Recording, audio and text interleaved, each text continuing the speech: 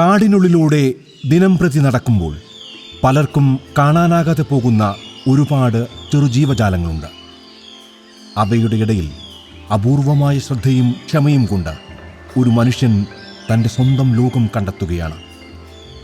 വനം വകുപ്പിലെ 25 വർഷത്തെ സേവനത്തിനിടെ ചിലന്തികളുടെ ലോകവും അദ്ദേഹം സൂക്ഷ്മമായി രേഖപ്പെടുത്തുന്നു. ഇത് കാടിനുള്ളിലെ നിശബ്ദ ഗവേഷകന്റെ കഥ.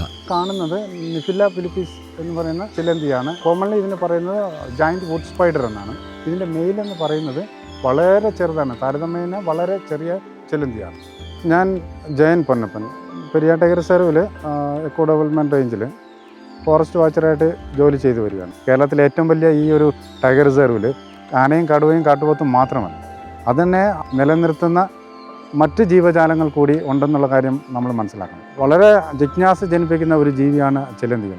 ഈ ചിലന്തികളെ സാധാരണ ഒരാൾക്ക് മനസ്സിലാക്കുക അല്ലെങ്കിൽ അതുമായിട്ട് ഇടപഴകുക എന്നുള്ളത് ഭീതി ജനിപ്പിക്കുന്ന ഒരു കാര്യമാണ്. ഈ ചിലന്തികളെ കുറിച്ച് നമ്മൾ കൂടുതൽ മനസ്സിലാക്കുമ്പോഴാണ് ഈ ടൈഗർ റിസർവിന് അല്ലെങ്കിൽ ഈ വനമേഖലയ്ക്ക് അത് എത്രത്തോളം ഇമ്പോർട്ടൻസ് ആണ് എന്നുള്ളത് മനസ്സിലാക്കുന്നത്.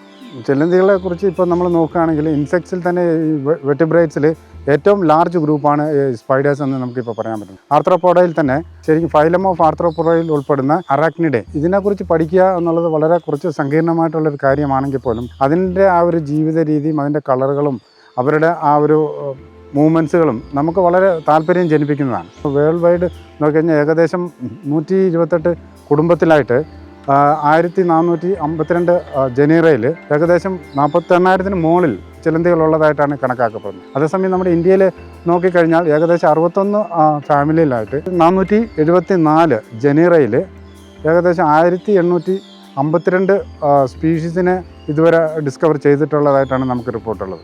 ഞാൻ ഈ ചിലന്തികളെ കുറിച്ച് ശ്രദ്ധിക്കുന്നതിനിടയ്ക്ക് ഏകദേശം ഒരു 200-250 സ്പീഷീസിന് ഓൾമോസ്റ്റ് ഫോട്ടോഗ്രാഫ് ചെയ്യാൻ എനിക്ക് സാധിച്ചിട്ടുണ്ട്. അതിൽ തന്നെ 190 സ്പീഷീസിനെ സയന്റിഫിക്കലി നമുക്ക് ഐഡന്റിഫൈ ചെയ്യാൻ പറ്റിയിട്ടുണ്ട്. ചിലന്തികൾ വല നെയ്യുന്നത് അവരുടെ ശരീരത്തിനകത്ത് തന്നെ വയറിനോട് ചേർന്നുള്ള ഭാഗത്ത് 4 സ്പിന്നൽസ് ഉണ്ട്. ആൻറ്റീറ്ററും പോസ്റ്റീറ്ററും എന്ന് പറയുന്ന സ്പിന്നലിലൂടെ ഒരു ദ്രാവകം വെളിയിൽ വന്നിട്ട് ഈ ദ്രാവകം ഓക്സിജനുമായിട്ട് സംയോജിക്കുമ്പോഴത്തേക്കും സിൽക്കായിട്ട് രൂപാന്തരപ്പെടുകയാണ്. അങ്ങനെയാണ് വല നെയ്യുന്നത്. ഒരു ചിലന്തിക്ക് ഏകദേശം 2 മുതൽ 8 കണ്ണുകൾ വരെ സാധാരണഗതിയിൽ കാണാറുണ്ട്. ചിലന്തികൾക്ക് പല്ലുണ്ടാകാറില്ല, അവയ്ക്കുള്ളത് ഫാങ്സ് ആണ്. ഈ ഫാങ്സ് ഉപയോഗിച്ച് വലയിൽ കുടുങ്ങിയ ഇരജീവികളെ വെനം കുത്തിവെച്ചിട്ട് ഫ്ലൂയിഡ് ആക്കിയിട്ടാണ് അവർ ആഹാരമായി കഴിക്കുന്നത്. ചിലന്തികൾ ഉൽപ്പാദിപ്പിക്കുന്ന ഈ സിൽക്ക് കൊണ്ട് മനുഷ്യ സമൂഹത്തിന് വളരെ ഉപകാരമാണ്. ബുള്ളറ്റ് പ്രൂഫ് ജാക്കറ്റിൽ ഉപയോഗിക്കുന്ന 3-4 ലെയറുണ്ട്. അതിലേറ്റവും സെൻറ്റർ പാർട്ടായിട്ടുള്ള നെയ്തെടുക്കുന്നത് തന്നെ ഈ ചിലന്തി വലകൾ ഉപയോഗിച്ചുകൊണ്ടാണ്. അതുപോലെ തന്നെ നമ്മുടെ മെഡിക്കൽ ഫീൽഡിൽ സർജറി ചെയ്യുന്നതിന് വേണ്ടി ഈ സിൽക്കാണ് ഉപയോഗിച്ചുകൊണ്ടിരുന്നത്. മറ്റൊരു ശ്രദ്ധേയമായ കാര്യം പാരച്യൂട്ടിൻ്റെ റോപ്പ് ഒക്കെ നിർമ്മിക്കാൻ ഉപയോഗിക്കുന്നത് ഈ ചിലന്തി വലകൾ ഉപയോഗിച്ചിട്ടാണ്. ഈ ചിലന്തികൾ നമുക്ക് ഏറ്റവും ഉപകാരപ്രദം കാർഷിക മേഖലയുമായിട്ട് ബന്ധപ്പെട്ടിട്ടാണ്. കാരണം കാർഷിക മേഖലയിലുള്ള ഈ പെസ്റ്റായിട്ടുള്ള ചെറിയ ഇൻസെക്ട്സുകളും ഇവർ പിടിച്ച് തിന്നുകയും അതിൻ്റെ ഒരു നിയന്ത്രണം നടത്തുന്നത് ഈ ചിലന്തികളാണ്.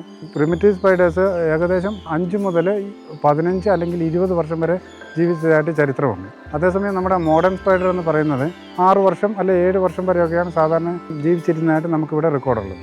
ചിലന്തികൾ പൊതുവെ അവർ അഡൽട്ട് സ്റ്റേജിൽ എത്തുന്നത് മോൾട്ടിങ് എന്ന സിസ്റ്റത്തിലൂടെയാണ്.